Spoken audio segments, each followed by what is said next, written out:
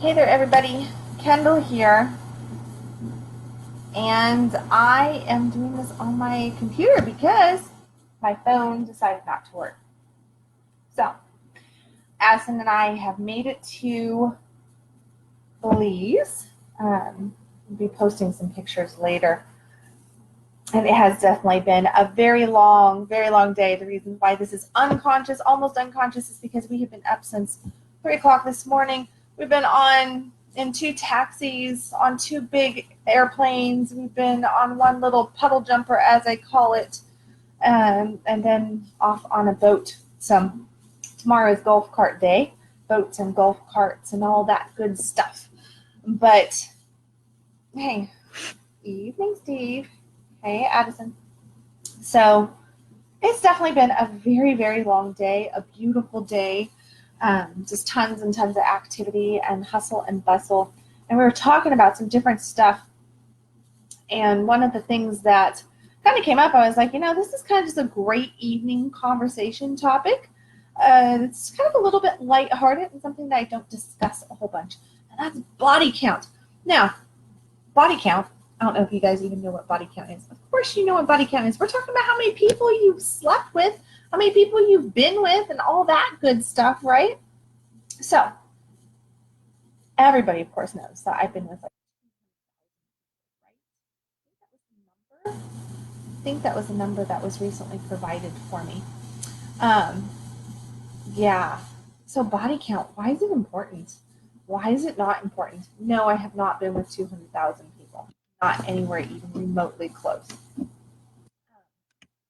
long time ago, I remember I remember watching a movie. I think it was called What's Your Number or something like that.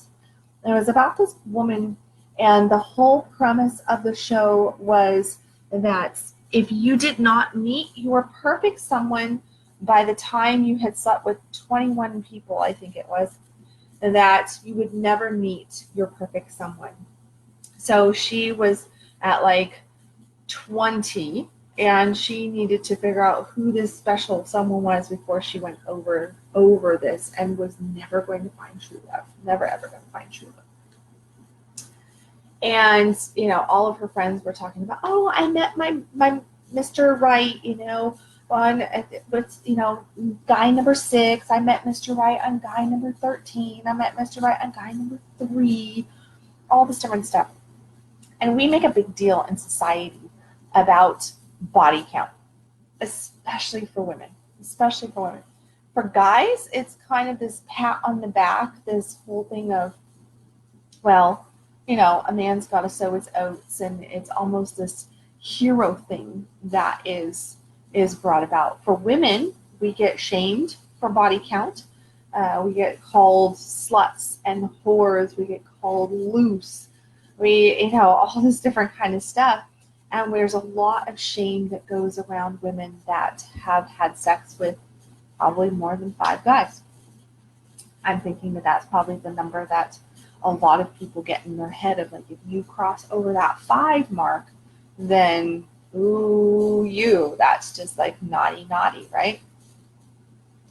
But truly, here's the thing. There's a few things actually. Number one, we make a lot of assumptions about knowing people, about knowing people's numbers, about knowing their likes, their dislikes, and we kind of throw it out there, and we judge whether we mean to or not. We judge on what we assume of them, or what we have kind of conjured up from conversation or from the knowledge that we believe we have. And as we all know, assumptions are never good, right? When we assume, it makes out of an right? That's really true, but it makes more of an ass out of the person making the assumptions than anything. Because when we make those assumptions, we don't even take into consideration the truth of the other person.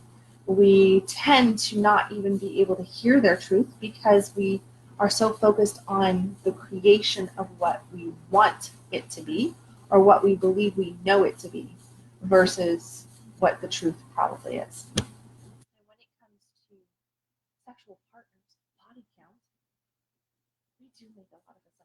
We judge people left and right. We'll go, oh, he, she looks like this. He, she talks like this. He, she is so sweet and so innocent, so polite and respectful. They must not have had too many, or too many lovers. He, she is so intelligent, so they must not be this or that, or maybe they're this or that, depending on how you go. you know. And then there's the ones who it's like, oh my gosh, she's not wearing a bra, so she must be really promiscuous. She uses foul language a lot, so that means that she must be really promiscuous. We really do make these judgments about individuals and our friends, our family, people that we don't know, left and right, if you think about it. If you view somebody, even here on Facebook, definitely here on Facebook, you're scrolling through your feed and you see a picture of a person and you take notice of them and you think different things about them. And one of them may be your sexual reaction to them, whether you find them a turn on or not. And if you find them a turn on, sometimes that instantaneously turns to, oh my gosh, well, that person must be blah, blah, blah, right? And we all say, here's the really interesting thing about assumptions and body count. We all say that we want this person that has not been around the block too much. We all said it. We want this person that has been really right here and just doesn't have a large body count, knows what they want, is serious minded, is all of this different stuff. But at the end of the day, what are we really wanting? What we're really wanting is we're wanting somebody that knows how to connect. We want somebody that is confident in their own skin. We want somebody that knows themselves sexually, emotionally, mentally, physically, and is willing to also know us in those ways if we are wanting a relationship with that person. Well, it's a rare person, and rare, I know a few people that this is the case for, but it is a rare person that actually gains that kind of knowledge with just a couple sexual partners. Typically, it does require us to explore in different ways, because sexual partners does not always mean the actual penetrative sex going on. Sexual partners can mean a whole bunch of things, and the whole body count thing could be equated into many, many different things. What do you count as body count? As body count, just oral sex, part of that, what is that? Is it just, vaginal? And is it just genital? Is it just vaginal and penis? Or what is it going on? Is it penetrative? What about girl on girl? What about guy on guy? Is this count as well? What is the body count really truly about? Some people feel that body count can't even go to just kissing because there's saliva involved. So there's fluid exchange involved. Does that count? Everybody's version of it is going to be a little bit different, is my point here, okay?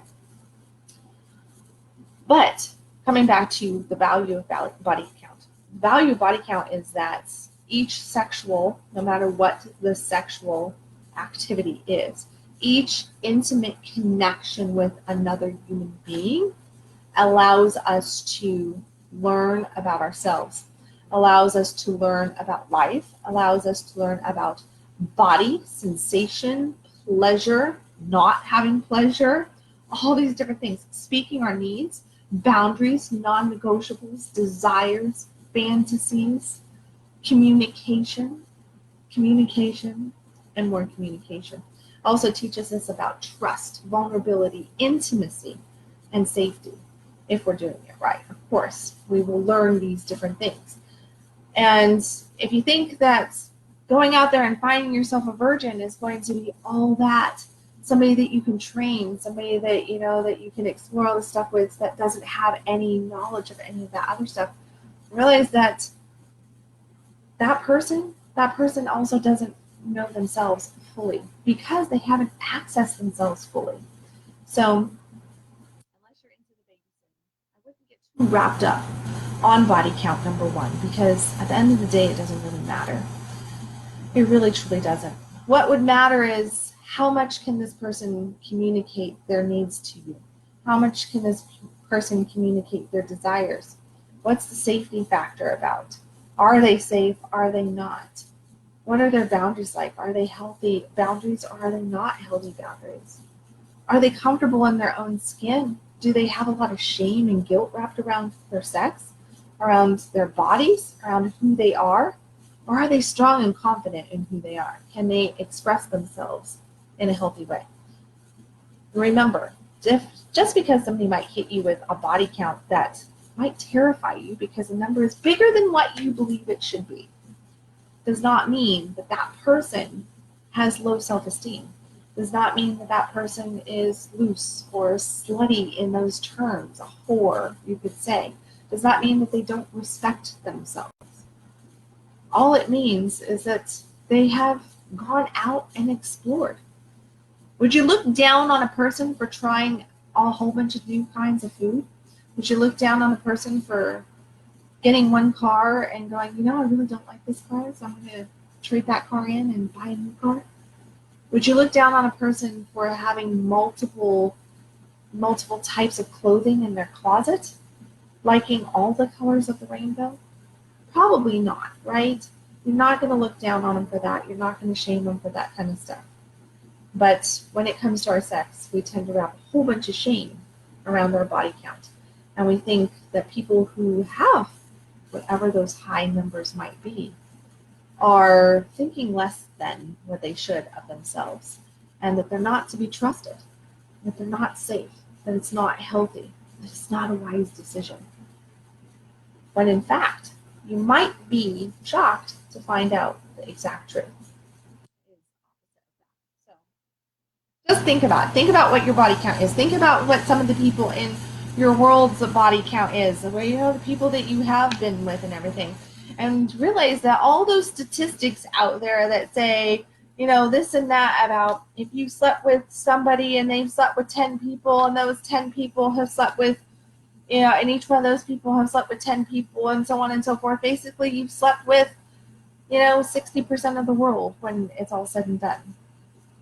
If you get into those crazy statistics, which there are statistics about everything, and statistics can also be disproved in a lot of different ways.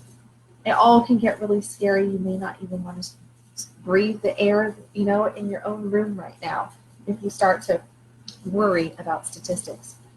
But what is really something to worry about is that communication between you and another human being. And the feeling of safety, which means trust and communication, integrity, authenticity. Can you have that with that other person? And how much does the number of however many people they've slept with or that you've slept with really, truly matter in that right there? So how much in integrity can you be? How much shame do you have wrapped around your sex? How much expectation and judgment do you put on somebody else's sex or on your own? And can you love yourself through that? Those are the questions that you need to be asking yourself. All right, guys, I am going to become a little less unconscious by becoming completely unconscious, getting a good night's sleep, getting up, and showing you guys what this beautiful, beautiful resort looks like from the beach tomorrow morning with conscious coffee. Hopefully with an actual coffee in my hand or a smoothie, because we have a coffee and a smoothie place not right around the corner. So that's going to be absolutely wonderful. And I will run you guys around and show you a little bit of video of where we're at in Belize here. So hope you guys have a beautiful night, beautiful day, wherever you might be in this beautiful world of ours. And I will catch you tomorrow with another Conscious Coffee.